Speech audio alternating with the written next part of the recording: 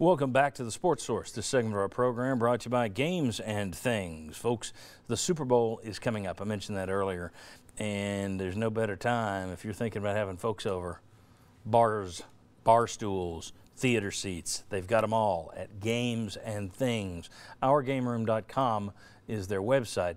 But run by their showroom, and it's an award-winning showroom. It's laid out, it's beautiful, it's fantastic. It's like a giant living room. Games and Things, they're located out on Kingston Pike. Check them out, especially before the Super Bowl gets here. All kinds of seating options for you and yours. All right, I want to talk a little recruiting now with Josh Ward. Folks can hear Football Futures, your recruiting show on WNML when? Every Saturday, 10 to 11 a.m. All right, very good.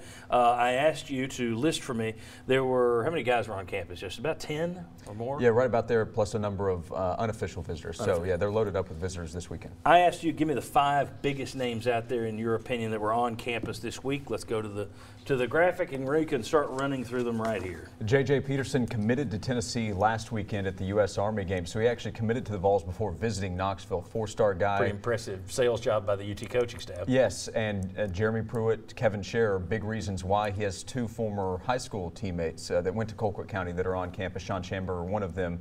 Eddie Smith is a cornerback, a former TCU commit. Corner is a really important position in this class. They don't actually have any commitments at that position, and they have to replace Rashawn Golden plus 3 seniors. So Eddie Smith is a guy that they're going to make a big run for. Alabama offered him a scholarship this week. There's an Alabama theme with this conversation. It's J.J. Peterson, formerly had Alabama #1, is right now, it looks like, going to visit Alabama next weekend as a Tennessee commit. I'm sure Tennessee would like him to not do that. So Eddie Smith getting an Alabama offer. Quay Walker, he has been an Alabama commit, but I don't think he's going to go to Alabama. So it'll actually be some other SEC schools that you battle him for. You need to build up that linebacker position. And then 2 receivers there. That's an important position. There are a lot of guys there that they're recruiting because they need playmakers. So Jordan Porter, a former Notre Dame commit, and then Warren Thompson, a former Oregon commit. Thompson's a big 6'5" wide receiver from a really talented high school in Florida. Porter's from California.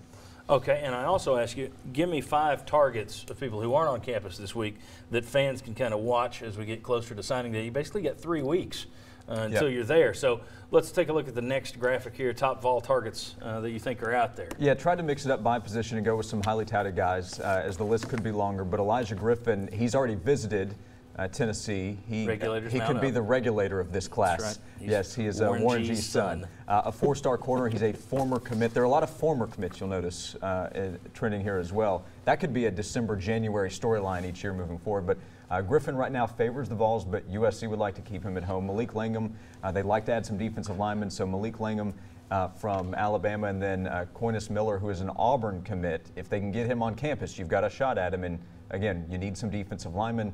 Isaac Taylor-Stewart, 5-star corner. He can go anywhere in the country that he wants to. Again, cornerback you really need. And then Maurice Washington, he is from Cedar Hill, Texas. A few weeks ago, barely got any attention. Tennessee offered him the first week of January.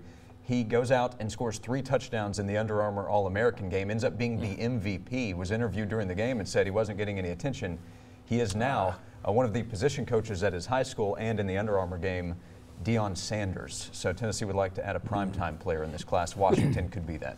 I started to get cute and play Regulators by Warren G under this, and then I tried to remember, are there any explicit lyrics in that? So I decided let's not play that underneath. So anyway, Josh, thank you very much for the recruiting update. We have a lot of stuff to cover the rest of the way.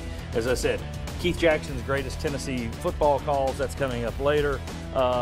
We've got major topics from a lot of different Lady Vols, Titans, Nick Saban, all that's still to come. But next, a lot of Vols players in the news this week. We'll discuss. Come on back.